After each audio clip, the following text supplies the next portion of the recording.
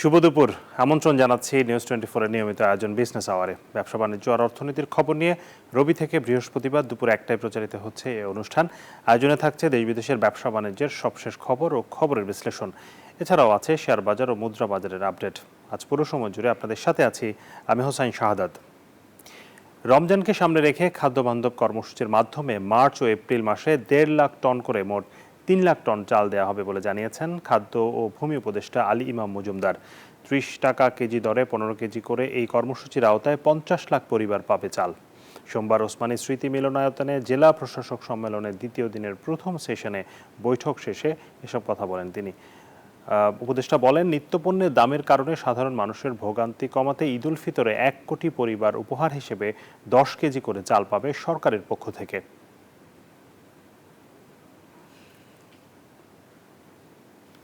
March মাস, April মাস, 2 মাস 1.5 লাখ করে 3 lakh metric ton চাল যাবে খাদ্য বান্ধব কর্মসূচিতে। এটা পাবে 15 টাকা কেজিতে পাবে প্রতি পরিবার 30 কেজি করে পাবে, 15 টাকা কেজি করে চালটা পাবে। 2 মাস পাবে আপনার 50 লক্ষ পরিবার সারা দেশে। এই গেল 3 লাখ টন চাল যাবে এখানে। তারপরে আপনার টিসিবির মাধ্যমে যাবে তেমনভাবে প্রায় 50 লাখ টন করে 1 লাখ টন চাল যাবে। চরম ঝুঁকির মুখে দেশের টেক্সটাইল ও স্পিনিং শিল্প। উদ্যোক্তারা বলছেন, গ্যাস সংকটের কারণে উৎপাদন কমে গেছে প্রায় 50%। মুখ থুবড়ে পড়েছে শত শত কারখানা। সময়মতো সরবরাহ দিতে না পারায় হারাতে হচ্ছে ক্রয়াদেশও। একই সঙ্গে ব্যাংকে উচ্চ সুদের ঋণের কিস্তি, শ্রমিকের বেতন সব মিলে বড় সংকটে ফেলেছে শিল্প মালিকদের। বিশ্লেষকরা বলছেন, কর্মসংস্থান ও অর্থনৈতিক গতি স্বাভাবিক রাখতে শিল্পে নিরবচ্ছিন্ন গ্যাস সরবরাহ রাখা জরুরি। বস্ত্র খাত নিয়ে রিয়াদ সুমনের ধারাবাহিক প্রতিবেদনের প্রথম পর্ব দেখুন আজ। ছবি তুলেছেন শেখ জালাল। সরবরাহ না বাড়ায় বেড়েই চলেছে গ্যাস সংকট। গত কয়েক মাস ধরে তা আরও বেশি তীব্র আকার ধারণ করেছে। এতে চরমভাবে ব্যাহত হচ্ছে শিল্পের উৎপাদন। বিশেষ করে তৈরি পোশাক শিল্পের ব্যাকওয়ার্ড লিঙ্কেজ হিসেবে পরিচিত টেক্সটাইল মিল ও স্পিনিং মিলগুলোর অবস্থা বেশি নাজুক। সাভার, গাজীপুর, নারায়ণগঞ্জের রূপগঞ্জ, 2500 সহ বিভিন্ন শিল্পাঞ্চল ঘুরে দেখা যায়, একটি কারখানার বয়লার চালানোর জন্য প্রতি ঘনফুটে 15 PSI গ্যাসের চাপ দরকার হলেও সে চাপ কমে প্রতি ঘনফুটে 1 থেকে 3 PSIতে দাঁড়িয়েছে।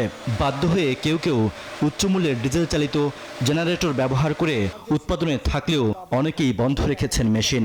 50% গ্যাস নাই মানে আমার জেনারেটরটা চলতেছে না। এই বিদ্যুৎ উৎপন্ন করতে গিয়ে আমার এটা মনে করেন একটা জেনারেটর আছে 1500 কিলোওয়াট। এটা এখন আমার গ্যাস যদি থাকতো তাহলে 1500 কিলোওয়াটের জায়গায় 1400 কিলোওয়াট চলতো। এখন গ্যাস নাই, এখন চলে আমার 600 কিলোওয়াট। তাইলে আমার প্রোডাকশন লস হয়ে গেল এখানে। একদিক দিয়ে মেশিন বন্ধ, একদিক দিয়ে শ্রমিকরা বসে দিচ্ছে, শ্রমিকের বেতন দিতে হচ্ছে। প্রতি মাসে 2 কোটি 3 কোটি টাকা 5 কোটি টাকা একজনের লস হচ্ছে। শিল্প মালিকরা বলছেন, গ্যাস সংকটের কারণে গেল 6 মাসে কমপক্ষে $1 বিলিয়ন ব্যবসায়িক ক্ষতি হয়েছে। তার উপর ডলার সংকট, ব্যাংক ঋণ, গ্যাস সংকট অব্যাহত থাকলে টেক্সটাইল খাতে বড় ধরনের বিপর্যয় নেমে আসবে। একজন উদ্যোক্তা 500 কোটি ইনভেস্টমেন্ট করে সেই উদ্যোক্তা আজকে ব্যাংকের দুয়ারে দুয়ারে ঘুরতেছে। যখন আমাকে একটা গ্যাসের লাইন দিল তখন সে কিন্তু আমাকে কনফার্ম করেছে যে আমাকে সে এত টাকা মূল্যে নিরবিচ্ছিন্ন গ্যাস সরবরাহ দিবে। আমি গভর্নমেন্টের কথার উপর ভিত্তি করে ইনভেস্টমেন্ট করেছি, বাট আজকে আমাদের উদ্যোক্তারা অসহায়। গত 6 মাসে আমাদের মিলগুলার নেয়ার অ্যাবাউট $1 বিলিয়ন প্রোডাকশন ক্যাপাসিটি তাদের কমেছে। সক্ষমতা থাকার পরও মাত্র 30% উৎপাদন দিয়ে টেক্সটাইল ও স্পিনিং শিল্প টিকে থাকতে পারবে না। তাই অন্তর্বর্তী সরকারকে গ্যাস বিদ্যুৎ পরিস্থিতি উন্নত করতে দ্রুত উদ্যোগ নেওয়ার পরামর্শ দিয়েছেন বিশেষজ্ঞরা। এরকম ম্যাক্রো ইকোনমিক স্টেবিলিটি, যেখানে আমার রিজার্ভটাকে যে কোনো মূল্যে আরো বাড়াতে হবে, সেখানে যদি এক্সপোর্টে কোনো ধরনের ডিসরাপশন হয় এই গ্যাস, টেক্সটাইল গ্যাস ডিসরাপশনের জন্য, এটা আমাদের জন্য ব্যাপক ক্ষতির কারণ হয়ে যাবে। এক, দ্বিতীয়ত হচ্ছে আমার যেহেতু তাদের 25 থেকে 40% পর্যন্ত আউটপুট কমে গেছে এই সেক্টরগুলো, সেটা আমার জিডিপিতে বড় একটা ক্ষতির কারণ হচ্ছে। বছরে প্রায় $2 বিলিয়ন সমমূল্যের গ্যাস চুরি ও অপচয় হচ্ছে। এই সংকট কাটাতে অবৈধ সংযোগ বন্ধেরও তাগিদ দেন বিশেষজ্ঞরা। রিয়াদ সুমন, নিউজ 24, ঢাকা।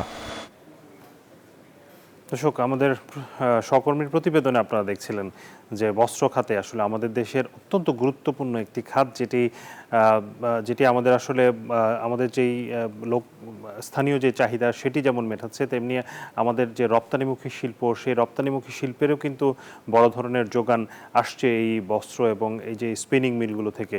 কিন্তু বরাবরই এই শিল্পটি আসলে নানান ধরনের ঝুঁকির মুখে থেকে আসলে কাজ করছে এবং এখন এই মুহূর্তে আসলে সমস্যাটি খুবই তীব্র আকার ধারণ করেছে। বিশেষ করে তাদের জ্বালানি সংকট তাদেরকে বড় ধরনের উৎপাদন ব্যাহত করছে এবং সেই সাথে যে আর্থিক যে সমস্যা, বিশেষ করে ব্যাংক ঋণের সুদ বৃদ্ধির কারণে কিন্তু উদ্যোক্তারা বড় ধরনের বিপদে পড়েছেন এবং এই কারণে গত 1 বছরে অনেকগুলো কারখানা বন্ধ হয়ে গেছে এবং অনেকগুলো কারখানা এখন বন্ধের ঝুঁকিতেও রয়েছে। এ থেকে আসলে উত্তরণে তাদের আসলে কি করতে চায়, আসলে সরকারও সেখানে আসলে সেভাবে নজর দিচ্ছে কিনা, সেই বিষয়গুলো নিয়ে আজকে আমরা আলোচনা করতে চাই। আমাদের সাথে এই খাতের একজন অভিজ্ঞ অতিথি আছেন, যিনি দীর্ঘদিন ধরে এই খাতে ব্যবসা করছেন, Bangladesh textile mills association BTM এর পরিচালক জনাব খোরশেদ আলম।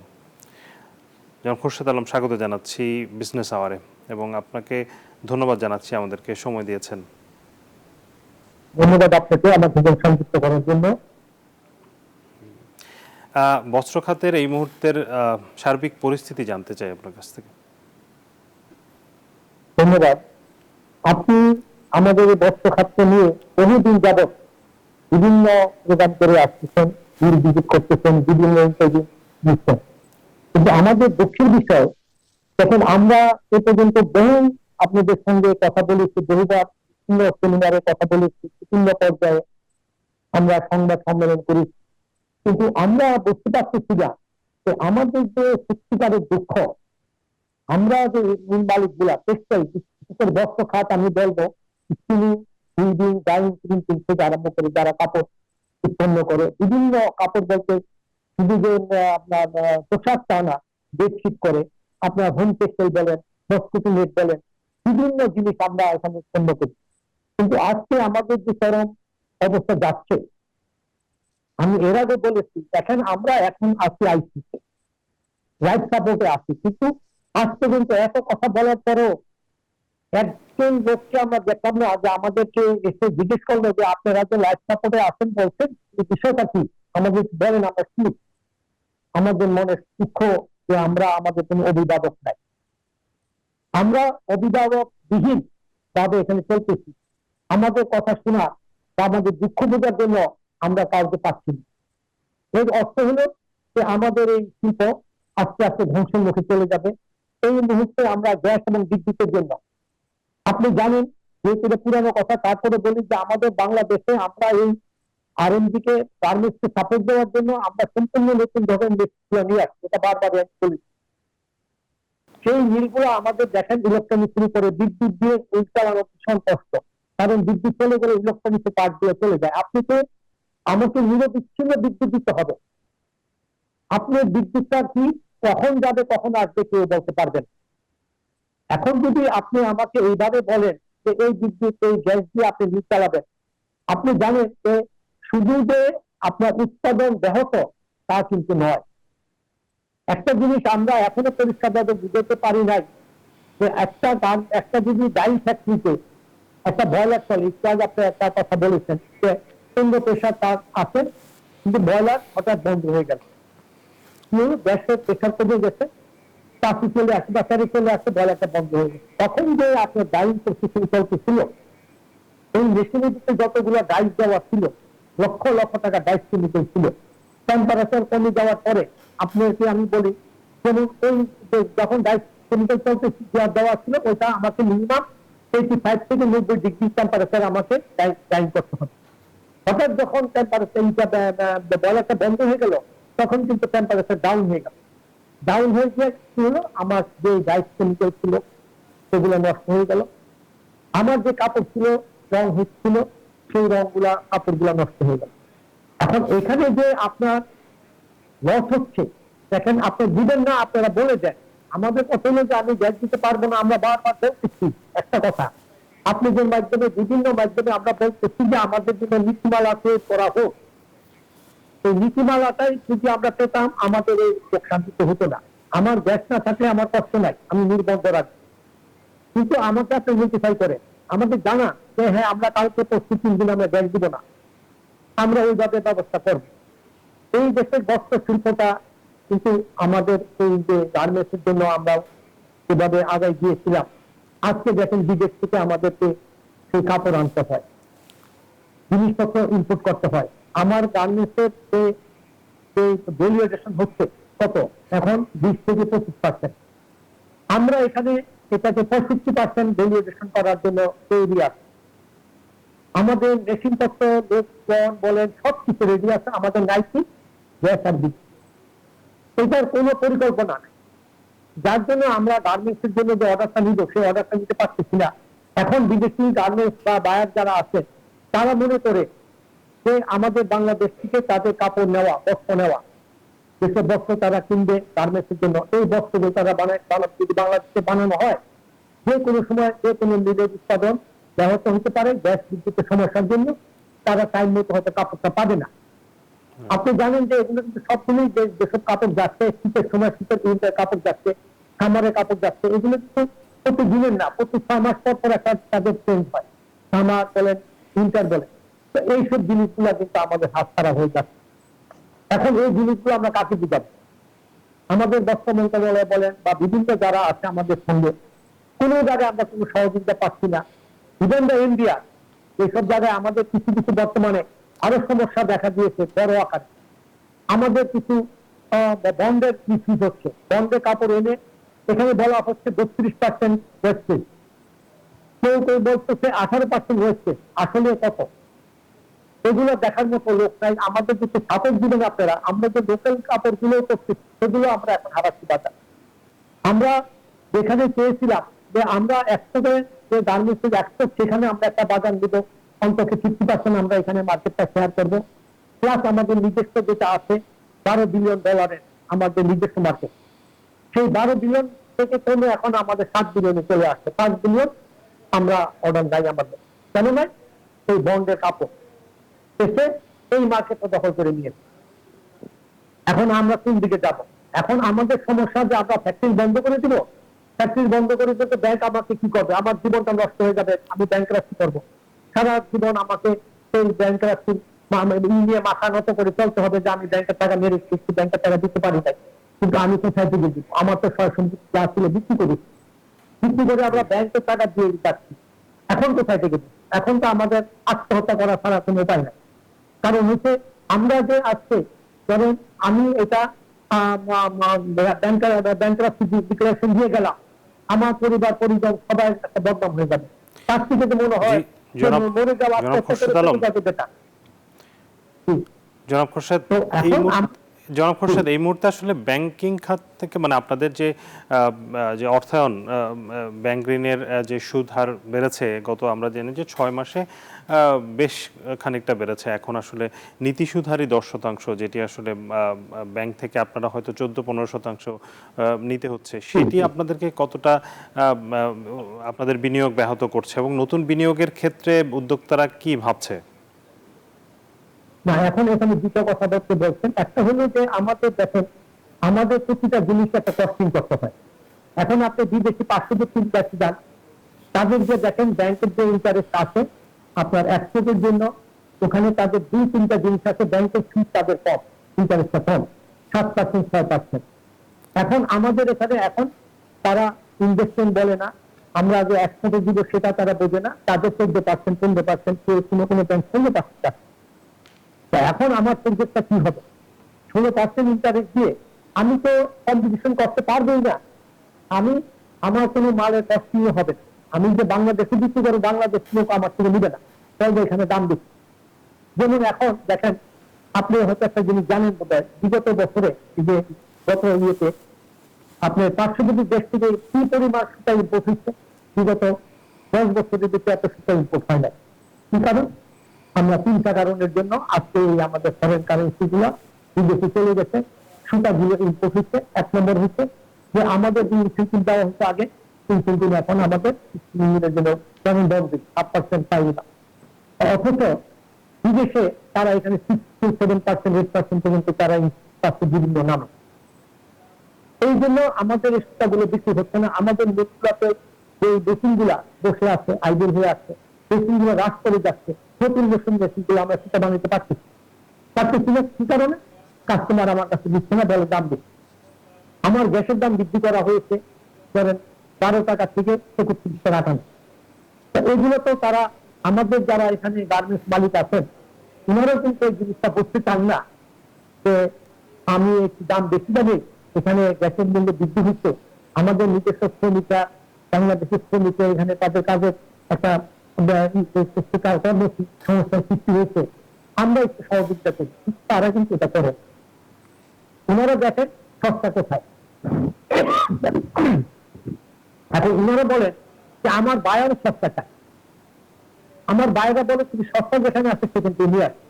হ্যাঁ, তারা বলতে পারে, কিন্তু আমাদের বাংলাদেশের উচিত যারা গার্মেন্টস নেন তাদের জন্য একটু বলা যে ভাই দেখেন আমরা আমাদের দেশটা একটা ছোট দেশ, আমরা এখন গার্মেন্টসের জন্য চেষ্টা করতেছি, আপনারা আমাদের বাংলাদেশ থেকেই র মেটেরিয়ালটা নেওয়ার ব্যবস্থা করেন, দাম বেশি হোক কম হোক, বা সরকার আমাদের সহযোগিতা করতে পারে। এই মুহূর্তে যদি সরকার আমাদের 10% ইনসেন্টিভ দিয়ে দেয়, আপনি বেশি না 2 বছর 3 বছরের জন্য দেখ যে ঠিক আছে আমরা, আপনি দেখেন যে আমাদের ফরেন কারেন্সি যেটা রিজার্ভ কত বাড়ে।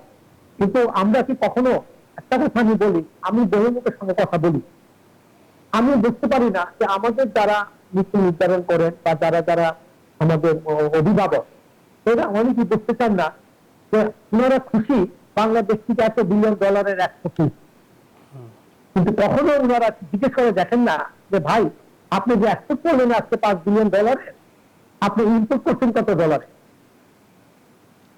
জিনিসটা কি? আমি কি বিক্রি করতেছি? আমি শুধু আমার লেবারটা বিক্রি করতেছি, আমার শ্রমিকদের কাজটা নিচ্ছি, আমি আমার দেশের কোনো কাপড় নিচ্ছি না। দেশে কোনো বস্ত্র বলে, যে কোনো জিনিসগুলো বলে, আপনার এক্সেসরিজ বলে, এগুলো না নিয়ে আমরা বিদেশ নিয়ে আসি। আমরা এটা চাই না। এই ধরনের গার্মেন্টসের ব্যবসাতে আপনি যান চায়নাতে, তাদের 83%, 83 থেকে 85% তাদের ভালো ভ্যালু দেয়। আজকে পার্শ্ববর্তী দেশে 72%, পাকিস্তানে গিয়ে দেখেন আপনি তাদের 70-72%। আমাদের বাংলাদেশ আমরা গার্মেন্টসে আসছি 81 সংখ্যক। আজকে কত বছর হয়েছে? এত বছরে কেন আমরা আমাদের নিজস্ব প্রোডাক্ট আমরা করতে পারি না? আমি জনাব খোরশেদ আলম বুঝতে পেরেছি। আসলে এই মুহূর্তে বস্ত্র খাতকে বাঁচিয়ে রাখার জন্য এটি আসলে যেহেতু আমাদের অনেক গুরুত্বপূর্ণ একটি খাত এবং আমাদের রপ্তানিতে বড় ধরনের অবদান রাখে, এটিকে যাতে ফ্যাক্টরিগুলো বন্ধ হয়ে না যায় যেগুলো এখন আছে, সেই জায়গাটাতে আসলে সরকারের সাথে আপনাদের আলোচনার জায়গাটা তৈরি হয়েছে কিনা এবং সেখানে আসলে কি করণীয় আছে সরকারের দিক থেকে? আপনি দেখেন, আপনি বলতে পারবেন আপনার সঙ্গে আমার কয়টা অনুষ্ঠান হয়েছে এখানে, এবং বিগত দিনে এবং অন্যান্য আমাদের যারা আরো আছে আমাদের বস্ত্র খাতের লোকজন প্রতিনিয়তই কিন্তু আপনার এখানে টকশো হচ্ছে। এগুলো তো নিশ্চয়ই আমাদের যারা আছে অভিভাবক তারা তো তাদের কাছে যাচ্ছে, আমাদের একটা কোনোদিনও আমাদের জিজ্ঞেস করা হয় নাই, আমাদের ডাকা হয় নাই, বা আমাদের ফোন করা হয় নাই যে আপনাদের যে দুঃখটা কি আমরা বুঝতে পারতেছি না, আপনি আসুন বলে। এটা খুবই দুঃখজনক। সত্যিকার অর্থে আমাদের অভিভাবক যারা, ওনারা যদি আমার দিকে খবর না রাখে আমার সমস্যাটা কি? আমরা তো আপনার কাছে আহামরি কিছু চাচ্ছি না যে আমাকে আপনি হাজার হাজার কোটি টাকা দেন, লোন দেন, সেটা করেন সেটা করেন। আমরা চাচ্ছি আপনি আমাদের বিদ্যুৎটা দেন, আমাদের ভ্যালুয়েশন করার ব্যবস্থা করে দেন, বন্ধের গুলো বন্ধ করার ব্যবস্থা করেন। তো এই জিনিসগুলো তো আমাদের অধিকার আছে। আমরা তো এখানে ট্যাক্স পে করতেছি। আমরা আপনি দেখেন গ্যাস, আমরা লোকাল মিলগুলোতে গ্যাসের উপরে পর্যন্ত আমরা ব্যাট দিচ্ছি, কিন্তু আমরা নির্ধারিত পারতেছি না। আমাদের এখন বাংলাদেশের যেসব মধ্যবিত্ত লোক তারা আপনার বিদেশি বন্ধের কাপড় কিনছে। আমরা আমাদের এই গ্লোবাল মার্কেটটা আমরা এই গার্মেন্টস শ্রমিকদের জন্য যে আমরা 3 পিস বানাই, এই 3 পিসের মার্কেটটা আমরা হারাচ্ছি। এইসব বন্ধের অন্য নাম অন্য কাপড়ের সাথে তারা 3 পিসের কাপড় নিয়ে আসছে, চায়না থেকে বানায়, পার্শ্ববর্তী দেশ থেকে বানায়, এগুলো এসে বাজারে তারা শুল্ক মুক্ত ভাবে এই শুল্ক ফাঁকি দিয়ে বাজারে বিক্রি করে। আমরা আজ পর্যন্ত এইগুলোর কোনো প্রতিরোধ করতে পারলাম না। সরকার বলেন, ইন্ডিয়ার বলেন, বা গোয়েন্দা সংস্থা আছে, সবার কাছে খবর আছে, কেন তারা আগাচ্ছেন? এখন আমরা কতবার বলবো? আমরা বলতে বলতে আমাদের গলা ভেঙে গেছে, আমরা আর এখন কথা বলার মতো আমাদের গলার শোন নাই। তো আমরা চাই যদি সত্যিকার অর্থে আপনারা আমাদের এই বস্ত্র খাতকে বাঁচাতে চান, আপনারা আমাদের ডিপিএমএতে আসেন, আমাদের সঙ্গে বসেন, বা আপনি প্রতিনিধি পাঠান, অথবা আমাদের ডাকেন, আমাদেরকে সময়টা দেন, অন্তপক্ষে সমাজে আমাদের কথাগুলো শোনেন, তারপরে আপনারা ডিসিশন নিবেন কি না নিবেন এটা আপনাদের ব্যাপার। আপনারা বেশি ব্যস্ত থাকেন, হয়তো দেখার সময় নাই, কিন্তু আপনাদের বুঝতে হবে যে আমরা কোথায় চলে যাচ্ছি। কতগুলো মিল সাফার করতেছে, কতগুলো মিল এখন বন্ধ আছে, কতগুলো মিল বিক্রি করার জন্য বসে আছে যে তারা বিক্রি করে চলে যাবে, তার জন্য চালাচ্ছে। আমরা এখন বাইরেও পাচ্ছি না। আমরা বিদেশিদের বহু লোককে ডাকছি যে আপনারা আসেন, আমরা মিলগুলা নেন, আপনারা জয়েন্ট ভেঞ্চারে আসেন অথবা আপনারা কিনে নেন।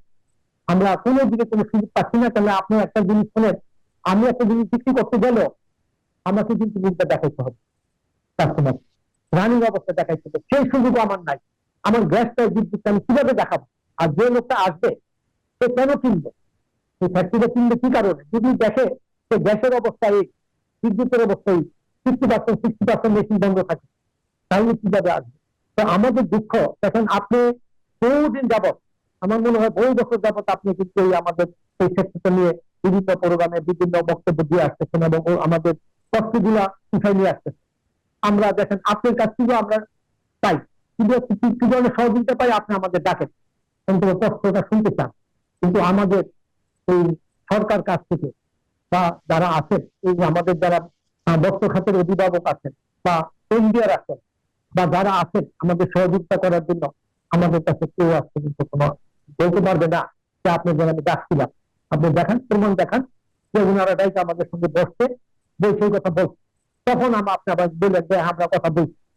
কোনোদিনও না। এই যে আজকে গ্যাসের মৃত্যুর ব্যাপারে কত বছর যাবত বলতেছি, দেখেন যে আমাদের একটা মূল্য আপনি দেন 7 বছর বা 10 বছর জন্য ফাইনাল করে, এবং গ্যাসের পরিমাণ কি দিবেন সেটা বলে, তাহলে আমরা বাঁচতে পারি এই লস থেকে। এই টাকাটা যাচ্ছে আমার দেশের টাকা, ব্যাংকের টাকা, পাবলিক মানি, সেই টাকাগুলো চলে যাচ্ছে কোথায়? আমি লস দিচ্ছি। এটা তো আমরা চাই না যে লোকসান হোক।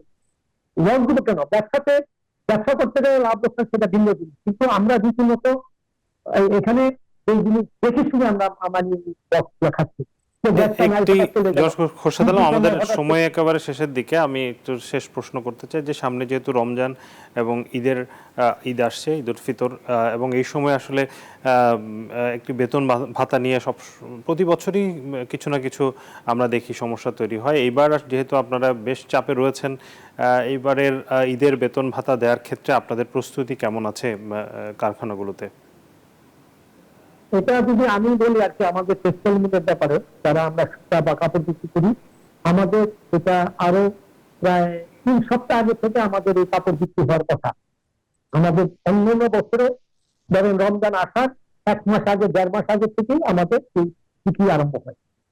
এখন পর্যন্ত আমাদের সেই কাপড়ের কোনো বা সুতার কোনো বিক্রি কোনো আলামত নাই, বরং আরো বাজার কম, এবং বাজার কম, ক্রয় ক্ষমতা কম মানুষের। আমাদের সুতার যে মূল্য ছিল এই গত 2 সপ্তাহে আমাদের সুতার মূল্য 5 থেকে 10 টাকা করে কমেছে, ডিমান্ড নাই।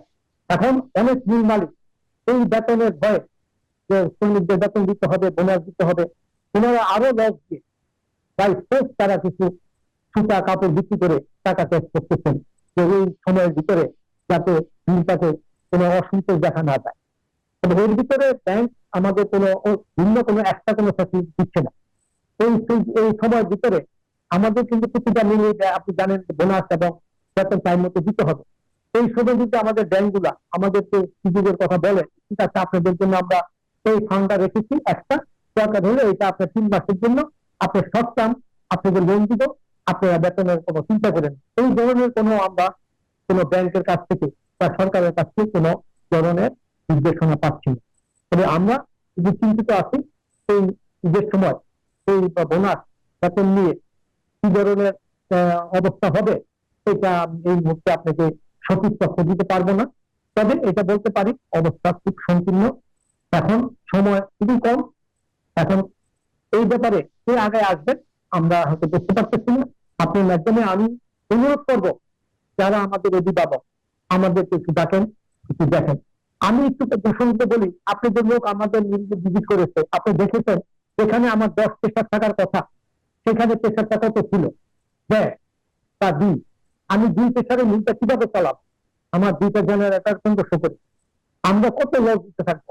আজকে বিদ্যুৎ এবং গ্যাস যদি আমাদেরকে একটা নীতিমালা করে দিত যে শিল্পের জন্য, বিশেষ করে আপনার স্পিনিং উইন্ডিং, দেখেন স্পিনিং এ যদি আপনার এক শিল্পের জন্য আপনার বিদ্যুৎ না থাকে অনেক তার ছিটা ছিঁড়ে যায়, এগুলা পরিষ্কার করে লাগাতে 4 ঘন্টা 5 ঘন্টা সময় নষ্ট হয়। এগুলো কাকে বলবো?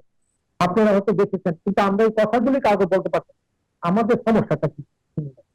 তো সরকার আপনার এই কথাগুলো শুনবে এবং তো আপনাদেরকে যথাযথ ব্যবস্থা নিয়ে এই খাতটিকে যাতে বাঁচিয়ে রাখা যায় এবং উদ্যোক্তাদেরকে আরো বেশি বিনিয়োগে আকৃষ্ট করা যায় সেই জায়গাগুলোতে নিশ্চয়ই সরকার কাজ করবে। আমরা আশা করি আপনারাও সরকারের সাথে আলোচনা চালানোর চেষ্টা করবেন নিশ্চয়ই, এবং এখানে যারা জড়িত আছে বিশেষ করে শ্রমিক কর্মচারী তারা যাতে কষ্টের মধ্যে না পড়ে, তাদের বেতন ভাতা ঠিক সময়ে দেওয়া এবং সবকিছু মিলিয়ে আসলে এই খাতটা বাংলাদেশের জন্য খুবই গুরুত্বপূর্ণ। আপনারা সেখানে আপনারা ইন্ডাস্ট্রি এবং সরকার মিলে কাজ করবেন একসাথে, আমরা আশা করছি।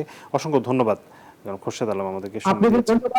আপনাদের ধন্যবাদ। আপনি আমাদের এই সেক্টরকে আপনি ইয়ের সঙ্গে জনসাধারণের সামনে ভোট করতেছেন দেখে আপনাকে জি জি ধন্যবাদ। দর্শক, বস্ত্র খাতের নানান চ্যালেঞ্জ নিয়ে আমরা কথা বলছিলাম জনাব খোরশেদ আলমের সাথে, তিনি বিটিএম এর পরিচালক। এবারে চলে যাচ্ছে অন্যান্য সংবাদে। শেখ হাসিনা সরকারের পাচার হওয়া অর্থ ফেরাতে কাজ শুরু করেছে দুর্নীতি দমন সংস্কার কমিশন। কঠিন হলেও তা করতে চায় অন্তর্বর্তী সরকার বলে জানালেন ডক্টর ইফতেখারুজ্জামান। পাচার হওয়া বিলিয়ন ডলার ফেরাতে বিশ্ব নেতাদের সহায়তা চেয়েছেন প্রধান উপদেষ্টা ডক্টর মোহাম্মদ ইউনূস। সুইজারল্যান্ডের ওয়ার্ল্ড ইকোনমিক ফোরামে আহ্বান জানান প্রধান উপদেষ্টা। সুইজারল্যান্ড থেকে ফিরে মারুফা রহমানের বিশেষ প্রতিবেদন।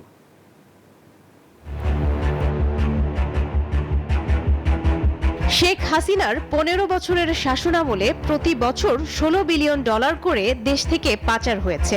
এছাড়াও আওয়ামী লীগের ঘনিষ্ঠ ধনকুবেররা বাংলাদেশের শুধু ব্যাংকিং খাত থেকেই প্রায় 17 বিলিয়ন মার্কিন ডলার পাচার করেছে। অন্তর্বর্তীকালীন সরকার প্রধান অধ্যাপক ডক্টর ইউনূস এই ডাকাতির বিরুদ্ধে কথা বলেছেন বিশ্ব দরবারে। পাচারকৃত অর্থ ফিরিয়ে আনতে সম্প্রতি সুইজারল্যান্ডের দাভোসে ইউরোপীয় সেন্ট্রাল ব্যাংকের প্রেসিডেন্ট ক্রিস্টিন লাগার্ড সহ এই ইস্যুতে কথা বলেন প্রভাবশালী দেশগুলোর প্রধানদের সাথে। গত 3 বছর ধরে সুইস ব্যাংকের বার্ষিক প্রতিবেদনে দেখা গেছে বাংলাদেশিদের অ্যাকাউন্টে যে টাকাগুলো ছিল সেটি আশঙ্কাজনক হারে কমেছে। এই টাকাগুলো আসলে কোথায় গেল সেটি একটি প্রশ্ন।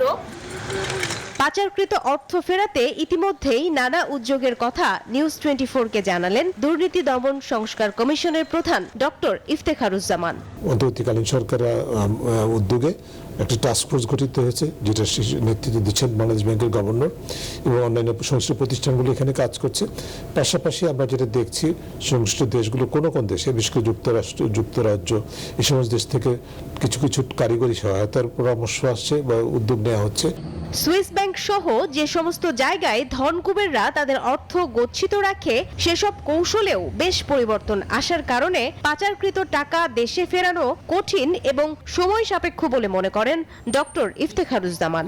পৃথিবীর বিভিন্ন দেশের অভিজ্ঞতা যা দেখা যায়, এখনো পর্যন্ত যেটা খুবই সহজভাবে যেটি পরিমাপ করা হয়, যে অর্থ পাচার হয়ে গেছে উন্নয়নশীল দেশ থেকে উন্নত দেশে পাচার হয়েছে, তার মাত্র 1% ফেরত আসে। কাজেই আমাদের একদিক থেকে আস্থা রাখতে হবে, বিশ্বাস রাখতে হবে যে আমাদের অর্থ ফেরত আনা সম্ভব, যদিও খুব কম, তবে এটা অসম্ভব নয়, জটিল এবং দীর্ঘ প্রক্রিয়া। বিশ্বের প্রভাবশালী দেশগুলো টাকা পাচারের বিরুদ্ধে, তারপরেও টাকা পাচার হয়েই চলছে। কিভাবে সেই পাচারকৃত টাকাগুলো আসলে ফেরত আনা সম্ভব, কবে সম্ভব, তা নিয়ে আসলে সুনির্দিষ্ট করে কেউই কিছু বলতে পারেনি। মারুফা রহমান, নিউজ 24, পারাতে প্লাস, জুরিক, সুইজারল্যান্ড। দর্শক, বিজনেস আওয়ারের সময় হলো বিরতির, ফিরব একটু পর, সাথে থাকুন। আবারও স্বাগত জানাচ্ছি বিজনেস আওয়ারে। স্বর্ণ চোরাচালানের 99%ই ধরাছোঁয়ার বাইরে থাকে। এক্ষেত্রে সক্ষমতার অভাবকে দুষলেন জাতীয় রাজস্ব বোর্ডের চেয়ারম্যান আব্দুর রহমান খান। জানালেন ব্যক্তি পর্যায়ে স্বর্ণ আনার ক্ষেত্রে আইন সংশোধন করা হবে, পাশাপাশি লাগাম টানা হবে বিদেশ ফেরত যাত্রীদের স্বর্ণ আনার সীমায়। গতকাল বিকেলে রাজধানীর আগারগাঁওয়ে রাজস্ব ভবনে বাংলাদেশ জুয়েলার্স অ্যাসোসিয়েশন বাজুসের সাথে বৈঠকে এসব কথা বলেন এনবিআর চেয়ারম্যান। এ সময় মন্তব্য করেন, এই অবৈধ বাণিজ্যকে কেন্দ্র করেই বিদেশে খুন হয়েছেন আওয়ামী লীগের সাবেক সংসদ সদস্য আনোয়ারুল আজিম আনার। ব্যাগেজ রুলসের আওতায় প্রবাসী সহ নানা ছদ্মবেশে বিদেশ থেকে স্বর্ণ আনেন অনেকেই, যার একটি অংশ জুয়েলার্সদের কাছে গেলেও বড় অংশই হচ্ছে পাচার। রোববার বাংলাদেশ জুয়েলার্স অ্যাসোসিয়েশন বাজুসের সাথে আয়োজিত বৈঠকে এনবিআর চেয়ারম্যান জানান, নানা সমস্যার কারণে চোরাচালানে সব স্বর্ণ ধরা পড়ে না। এ সময় চোরাচালানকে কেন্দ্র করে সংগঠিত হানাহানি নিয়ে উদ্বেগ প্রকাশ করেন তিনি। একদিকে তো এটা খুবই বেআইনি কাজ এবং গর্হিত কাজ, এটা আপনার ইলিগ্যাল এবং এর জন্য বড় বড় শাস্তি, প্লাস এই চোরাচালানকে কেন্দ্র করে প্রচুর কিলিংও হয়। কিন্তু আমরা প্রায় দেখি যেটা নিয়ে যখন লাগালাগি হয়ে যায়, এই তথ্য আদান প্রদান নিয়ে হয়ে যায়, এবং আমরা সর্বশেষ কিন্তু একটা বড় সেন্সেশনাল মাল্টিনেশনাল কিলিং দেখেছি, যার বডি শুদ্ধ খুঁজে পাওয়া যায় না। ব্যাগেজ রুলসের আওতায় স্বর্ণ আনায় শুল্ক বেশি, যদিও তুলনামূলক কম কর দিয়ে বৈধ পথে স্বর্ণ আনার সুযোগ থাকলেও তেমন আমদানি নেই। জানালেন, ব্যক্তি পর্যায়ে স্বর্ণ আনার ক্ষেত্রে আইন সংশোধনের পাশাপাশি লাগাম টানতে হবে বিদেশ ফেরত যাত্রীদের স্বর্ণ আনার সীমায়। আপনাদের সবাইকে নিয়েই, পুরো মিডিয়াকে নিয়েই আমরা ইভেন ব্যাগেজ রুলটা আমরা সংশোধন করব। ব্যাগেজ রুলের একটা সংশোধনের উদ্যোগ আমরা নিয়েছি, একটা আলাপ আলোচনা, একটা কাজ হয়েছে। এটা আমাদের লেভেলে শেষ করার পরে আমরা এটা পাবলিক কনসালটেশনের জন্য দিয়ে দিব। তবে বাংলাদেশ জুয়েলার্স অ্যাসোসিয়েশন নেতাদের দাবি, এলসি জটিলতা, বিএসটিআই এর মাধ্যমে স্বর্ণের পরীক্ষা সহ নানা বাধার সম্মুখীন হচ্ছেন তারা। বাজুসের দাবি, ভোক্তা পর্যায়ে ভ্যাটের পরিমাণ 5 থেকে কমিয়ে 3% নির্ধারণের। আপনি নিশ্চয়ই জানেন যে গোল্ডের দাম ওয়ার্ল্ড মার্কেট থেকেই ওইটা নিয়ন্ত্রণ হয়। ভ্যালুটা এত বেশি আপ ডাউন করে, যার কারণে অনেক ইম্পোর্টাররা রিস্ক নিতে চাচ্ছে না কিংবা রিস্ক নেয় না। জুয়েলারিদের পক্ষ থেকে একটি বড় আশা এবং দাবির বিষয়টি হচ্ছে ভ্যাটটা যেটা 5% আছে 3%, এর বাইরে আর কোনো বড় কোনো দাবি জুয়েলারি সেক্টর থেকে নাই। স্বর্ণ বেচা কেনায় ভ্যাট ফাঁকি বন্ধে কর্মকর্তাদের আরো তৎপর হওয়ার নির্দেশনা দেন এনবিআর চেয়ারম্যান, যাতে নেক্সট ইয়ারে এটা আরো ব্যাপক আকারে আমরা ইন্ট্রোডিউস করতে পারি। ওয়ালেদ সাকিব, নিউজ 24, ঢাকা। এবারে শেয়ার বাজারের খবর।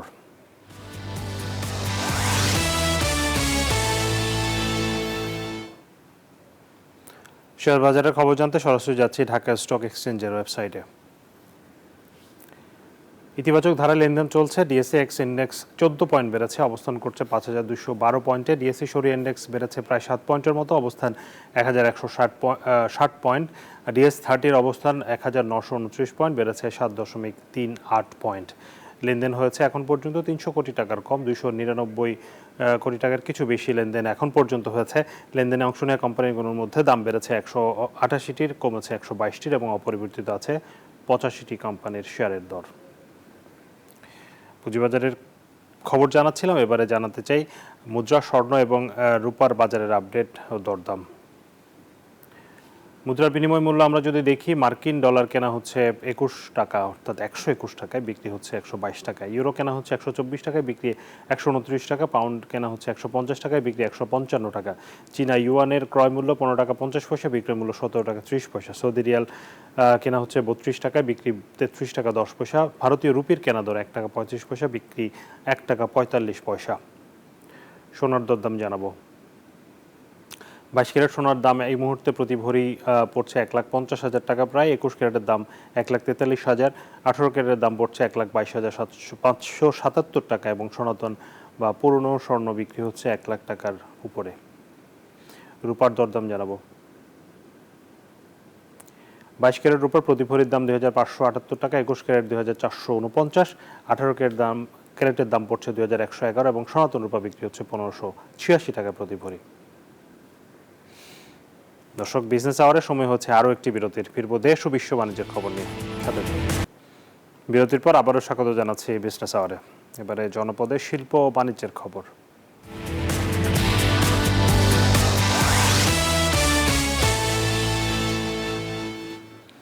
ভরা মৌসুমে পেঁয়াজ আমদানিতে ন্যায্য দাম পাওয়ার শঙ্কায় মেহেরপুরের কৃষক।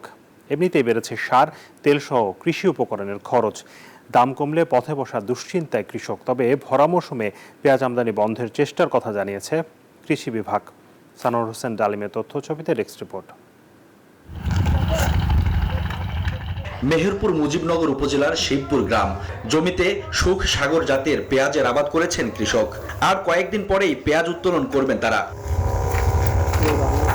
এদিকে তেল কীটনাশকের মূল্য বৃদ্ধিতে বেড়েছে উৎপাদন খরচ। ঋণ ও ধার দেনা করে পেঁয়াজ আবাদ করেছেন কৃষক। এই ভরা মৌসুমে পেঁয়াজ আমদানির খবরে কৃষকের কপালে দুশ্চিন্তার ভাঁজ। পেঁয়াজের দরপতন হলে বড় ধরনের লোকসানে পড়ার আশঙ্কা। তো এই পেঁয়াজ যদি আমরা ওই সময় যদি মানে সিজনে যদি আমরা দাম না পাই তাহলে কিন্তু চাষি শেষ। আমার বিঘিতে 30-35 হাজার টাকা লস হয়ে যাচ্ছে। পেঁয়াজ আছে মনে করেন 7 বিঘা, আমার যদি 45 হাজার টাকা লস হয় তাহলে কত টাকা লস হয়েছে আমরা কি করে আসবো? আর মাছ ঠিক মতো পাওয়া যায় না, যদি দাম পায় তাহলে কিন্তু আমাদের ভালো, আর দাম যদি না পায় তাহলে কিন্তু আমাদের মরণ ধরেন। কৃষকের দাবি ভরা মৌসুমে পেঁয়াজ আমদানি না করার। এই দাবিতে মানববন্ধনও করেছেন চাষিরা।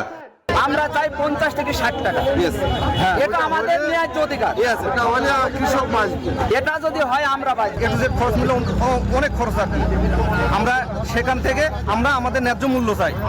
আমরা চাই বহির্বিশ্ব থেকে আমদানি বন্ধ করুন। আমরা এই ভরা মৌসুমে যেন পেঁয়াজ আমদানি না হয় এই বিষয়ে আমাদের দপ্তর থেকে আমরা হেড অফিসকে জানাবো, হেড অফিস মন্ত্রণালয়কে জানাবো, এবং আমরা ইতিমধ্যে গত বছরও আমরা তাই জানিয়েছিলাম, এবং সেই কারণে ভরা মৌসুমে পেঁয়াজ আমদানি কম ছিল।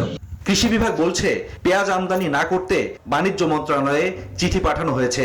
পাশাপাশি ন্যায্য মূল্য নিশ্চিতে ধাপে ধাপে পেঁয়াজ উত্তোলনের পরামর্শ দেওয়া হচ্ছে। আমরা কৃষি অধিদপ্তর চাষিদের পাশে থেকে তারা যাতে তাদের উৎপাদিত পণ্যের ন্যায্য মূল্য পায় এবং তাদের যাতে খরচ কম হয়, তারা যাতে লাভ বেশি পায়, তাদের দৈনন্দিন অবস্থা, তাদের প্রত্যেক জীবনের পরিবর্তন ঘটে, এই জন্য আমরা সবসময় কাজ করে যাচ্ছি।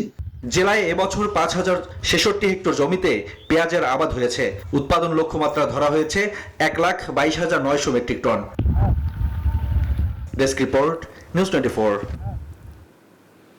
শরীয়তপুরের গাগড়িজোড়া খাল ভরাট করে সেতুর সংযোগ সড়ক নির্মাণ করায় বন্ধ হয়ে গেছে পানির প্রবাহ। এতে জলাবদ্ধতায় 500 একর ফসলি জমি অনাবাদি হয়ে পড়েছে। ফলে আর্থিক ক্ষতির শিকার কৃষকরা। খালের পানির প্রবাহ ফিরিয়ে আনতে যথাযথ উদ্যোগ নেওয়ার কথা জানিয়েছেন সংশ্লিষ্টরা। বিধান মজুমদার অনির তথ্য ছবিতে ডেস্ক রিপোর্ট। জলাশয়ের মতো পড়ে আছে 500 একর ফসলি জমি, অথচ 5 বছর আগেও এখানকার চিত্র ছিল ভিন্ন। এই জমিতে কৃষকরা চাষাবাদ করতেন ধান, পাট, পেঁয়াজ, রসুন সহ নানা সবজি। তবে সেতুর সংযোগ সড়ক নির্মাণ করতে গিয়ে গাগড়িজোড়া খালের মুখ সহ প্রায় 400 মিটার অংশ ভরাট করেছে সড়ক ও জনপথ বিভাগ। আর এতেই খালের মুখ ভরাট হয়ে বন্ধ হয়ে যায় পানি প্রবাহ। জমির পানি অপসারণ না হওয়ায় স্থায়ী জলবদ্ধতায় কচুরিপানা আর আবর্জনার দখলে এই অঞ্চলের অন্তত 500 একর ফসলি জমি। আর এ কারণেই নিজ জমিতে ফসল আবাদ করতে পারছেন না এ অঞ্চলের কৃষকরা। ফলে বছরের পর বছর আর্থিক লোকসান গুনতে হচ্ছে তাদের। 3 বছর ধরে আমাকে এই চকে শত শত পানির জমি এখনো পানির তলে। এই মানুষগুলি কোনো ফসল করতে না, এই ব্রিজ হওয়ার কারণে এখন মানুষ সব ইয়ে গেছে গা, রাস্তাঘাট না, এই খাল না থাকার মানুষ সব পেরেশানি হরানিবিত করে গেছে গা। এই বন্ধর কারণে আপনার এই বাওয়ারের জমির ভিতরে বিশাল বাওয়ার হয়ে গেছে, অনেক পানি জমা জায়গা। অনাবাদি এসব জমিতে ফসল উৎপাদনের জন্য দ্রুত বিকল্প উপায়ে পানি সরবরাহ ও নিষ্কাশনের পরামর্শ কৃষি কর্মকর্তাদের। বড় ব্রিজের অ্যাপ্রোচ যে রোডের জন্য এটা বন্ধ হয়েছে, বা পাশে যদি একটা বড় একটা কালভার্ট নির্মাণ করে পানিগুলো নামার ব্যবস্থা করি আমাদের যে কীর্তিনাশা নদীতে, তাহলে আমাদের এই সমস্যার সমাধান হবে। অবশ্য নিজেদের ভুলের কথা স্বীকার করে সড়ক বিভাগের কর্মকর্তারা বলছেন সেতুর কাজ শেষে খালের পানির প্রবাহ স্বাভাবিক করতে দ্রুতই পদক্ষেপ নেবেন তারা। খালের চলাচল যাতে এই নির্মাণ কাজ শেষে আবারও স্বাভাবিক হয় সেজন্য যেটা করা প্রয়োজন আমরা সেটা করব। এ সমস্যা নিরসনে দ্রুত ব্যবস্থা নেবেন সংশ্লিষ্টরা, এমন আশায় ভুক্তভোগী কৃষকরা। Desk report, news 24। এবারে বিশ্ব বাণিজ্যের খবর।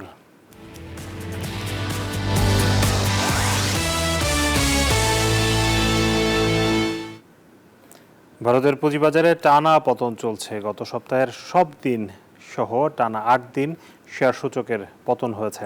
গত শুক্রবার সেন্সেক্স 199.76 পয়েন্ট পরে নেমেছে ৭৬,০০০-এর নিচে। নিফটি সূচক 102.15 পয়েন্ট পরে 22,929.25 অঙ্কে নেমেছে। 8 দিনে 25 লাখ কোটি রুপি হারিয়েছেন বিনিয়োগকারীরা। গত সপ্তাহে ভারতের বাজার থেকে বিদেশি বিনিয়োগকারীরা তুলে নিয়েছেন 21,004 কোটি 23 লাখ রুপি, যা সূচকের পতনের প্রধান কারণ। মার্কিন নীতির পাশাপাশি বিনিয়োগকারীরা বাজার থেকে তেমন সুবিধা করতে না পারায় এমন পরিস্থিতি সৃষ্টি হয়েছে বলে মনে করছেন বিশ্লেষকরা।